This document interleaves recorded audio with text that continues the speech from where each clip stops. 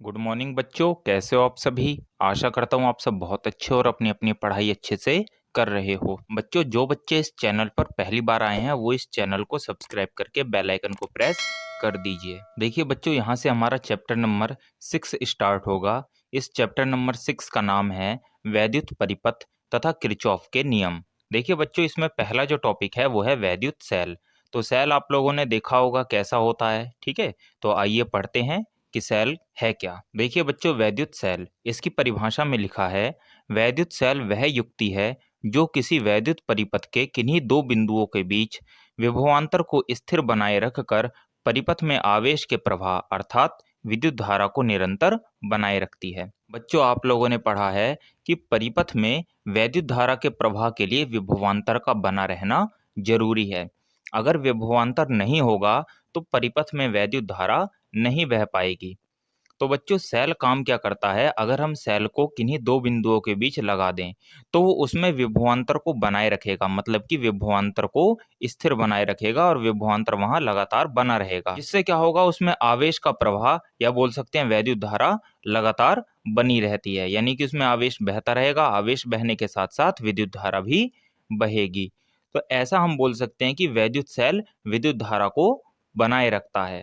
फिर देखिए बच्चों, वैद्युत सेल में विभिन्न धातुओं की दो छड़ें होती हैं, यानी वैद्युत सेल में क्या होता है, धातुओं की दो छड़ें होंगी जो कि अलग अलग होंगी, जिन्हें इलेक्ट्रोड या प्लेटें कहते हैं। बच्चों, इन छड़ों को हम इलेक्ट्रोड या प्लेटें कहेंगे। ये प्लेटें किसी बर्तन में रखे एक द्रव में डूबी रहती हैं। यानी कि बच्चों, ये जो छड़ें होती हैं ये किसी बर्तन में, कोई पात्र होता है हमारे पास, उसमें ये छड़ें डूबी रहेंगी और उसमें एक द्रव रहेगा जिस द्रव में ये छड़ें डूबी होती हैं। इस द्रव को वैद्युत अपघट्य कहते हैं। इस द्रव को बच्चों हम क्या बोलेंगे, वैद्युत अपघट्य। इसमें प्लेटों को डुबाने पर रासायनिक क्रिया के फलस्वरूप एक प्लेट धनावेशित तथा दूसरी प्लेट ऋणावेशित हो जाती है। बच्चों, जब हम छड़ को इस वैद्युत अपघट्य में डुबो देंगे तो उनके मध्य रासायनिक क्रिया होने लगेगी, जिससे क्या होगा, एक प्लेट धनावेशित हो जाएगी और दूसरी प्लेट ऋणावेशित हो जाएगी।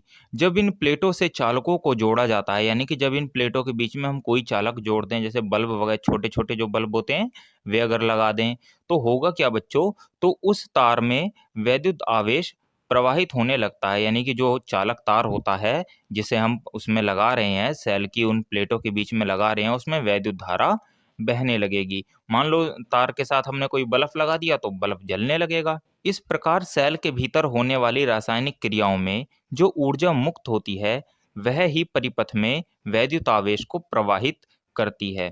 बच्चों, जब सेल के भीतर रासायनिक अभिक्रिया होती है या कह सकते हैं रासायनिक क्रिया होती है तो ऊर्जा मुक्त होती है।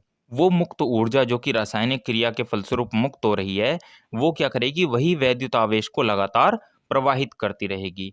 तो बच्चों, संक्षेप में हम ये भी बोल सकते हैं कि वैद्युत सेल रासायनिक ऊर्जा को विद्युत ऊर्जा में परिवर्तित करती है। बच्चों, ये एक नंबर का ऑब्जेक्टिव क्वेश्चन है कि वैद्युत सेल बदलती है रासायनिक ऊर्जा को विद्युत ऊर्जा में। अब देखिए बच्चों, नेक्स्ट टॉपिक है वैद्युत सेल के प्रकार, यानी कि जो वैद्युत सेल होते हैं वो कितने प्रकार के होते हैं।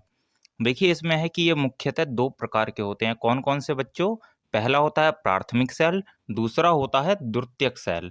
तो देखिए बच्चों, पढ़ते हैं पहले प्राथमिक सेल को। वे सेल जो सीधे रासायनिक ऊर्जा को विद्युत ऊर्जा में परिवर्तित करते हैं प्राथमिक सेल कहलाते हैं। इन्हें पुनः आवेशित नहीं किया जा सकता। बच्चों, प्राथमिक सेल कौन से सेल होते हैं, जो रासायनिक ऊर्जा को विद्युत ऊर्जा में डायरेक्ट बदल देते हैं। ठीक है, जो रासायनिक ऊर्जा को विद्युत ऊर्जा में डायरेक्ट बदल दें वे सेल प्राथमिक सेल कहलाएंगे, जिन्हें हम दोबारा आवेशित नहीं कर सकते हैं। जैसे बच्चों लैक्लांशिया सेल, डैनियल सेल, ये सब सेल क्या हैं, ये प्राथमिक सेल हैं। शुष्क सेल, ये सब सेल प्राथमिक सेल होते हैं जिन्हें हम दोबारा आवेशित नहीं कर सकते हैं। दूसरा है द्वितीयक सेल। देखिए बच्चों, द्वितीयक सेल क्या होते हैं, वे सेल जिनमें विद्युत ऊर्जा को पहले रासायनिक ऊर्जा के रूप में संचित किया जाता है, जिसे आवश्यकता के अनुसार विद्युत ऊर्जा में बदला जाता है, द्वितीयक सेल कहलाते हैं। बच्चों, द्वितीयक सेल वे सेल होते हैं जिसमें हम जो वैद्युत ऊर्जा होती है उसको पहले स्टोर कर लेंगे रासायनिक ऊर्जा के रूप में। रासायनिक ऊर्जा के रूप में हम पहले उसे स्टोर कर लेंगे, फिर जब हमें जरूरत पड़ेगी हम उस रासायनिक ऊर्जा को विद्युत ऊर्जा में बदल देंगे। तो वे सेल कहलाते हैं द्वितीयक सेल। तो बच्चों देखिए, द्वितीयक सेल को हम दोबारा से चार्ज कर सकते हैं। मतलब कि जो विद्युत ऊर्जा के लिए जो रासायनिक ऊर्जा चाहिए, उसे हम बाद में उसे स्टोर कर लेंगे, जब वो रासायनिक ऊर्जा विद्युत ऊर्जा में पूरी तरीके से बदल जाएगी। उसके बाद हम उसमें रासायनिक ऊर्जा को फिर से स्टोर कर सकते हैं, मतलब उसे दोबारा से चार्ज कर सकते हैं। वे सेल द्वितीयक सेल होंगे। जैसे कि बच्चों सीसा संचायक सेल, क्षारीय संचायक सेल आदि। बच्चों ये सब सेल जो हैं, लेकलांसे, डैनियल, शुष्क सीसा संचायक, ये सब जो हमने अभी एग्जाम्पल में पढ़े हैं, इनके बारे में डिटेल में हम आगे किसी वीडियो में पढ़ेंगे। देखिए बच्चों, अगला टॉपिक है इसमें सेल का विद्युत वाहक बल। तो देखिए पढ़ते हैं कि ये सेल का विद्युत वाहक बल है क्या। देखिए बच्चों, इसमें लिखा हुआ है कि एकांक आवेश को सेल सहित पूरे परिपथ में प्रवाहित करने में सेल द्वारा किए गए कार्य या सेल द्वारा दी गई ऊर्जा को ही सेल का विद्युत वाहक बल कहते हैं। बच्चों हमारे पास एकांक आवेश है जिसका मान 1 है। एकांक आवेश है तो उसका मान 1 ही होगा, ठीक है। अगर हमें सेल के साथ साथ पूरे परिपथ में उसे प्रवाहित करना है, मान लीजिए परिपथ में तार लगे हुए हैं, बल्ब लगा हुआ है, ठीक है, या और कुछ पंखा वगैरह भी लगा हुआ है, मान लीजिए बड़ा परिपथ है, तो होगा क्या बच्चों, हम सेल के साथ साथ उस आवेश को एक बिंदु से ले जाएंगे और सेल के साथ साथ उसी बिंदु तक वापस ले आएंगे। तो इस दौरान हमें जो कार्य करना होगा या सेल के द्वारा जो ऊर्जा दी जाएगी, उसी को हम क्या बोलते हैं, सेल का विद्युत वाहक बल। मतलब वो आवेश पूरे परिपथ में एक चक्कर लगा लेगा, तो इस दौरान जो ऊर्जा दी जाएगी सेल द्वारा या जो कार्य किया जाएगा, वही होगा उसका विद्युत वाहक बल। इसे हम ई से प्रदर्शित करते हैं। देखिए अगली लाइन में है, यदि किसी परिपथ में Q आवेश प्रवाहित होने से सेल द्वारा किया गया कार्य W हो। बच्चों किसी परिपथ में Q आवेश प्रवाहित हो रहा है और सेल द्वारा किया गया कार्य W है, तो E इक्वल टू हो जाएगा W अपॉन में Q, यानी कि सेल का जो विद्युत वाहक बल होगा वो हो जाएगा W अपॉन में Q के। देखिए बच्चों, इसका मात्रक है जूल प्रति कूलाम या वोल्ट, ठीक है, इसका मात्रक जूल प्रति कूलाम या वोल्ट होता है।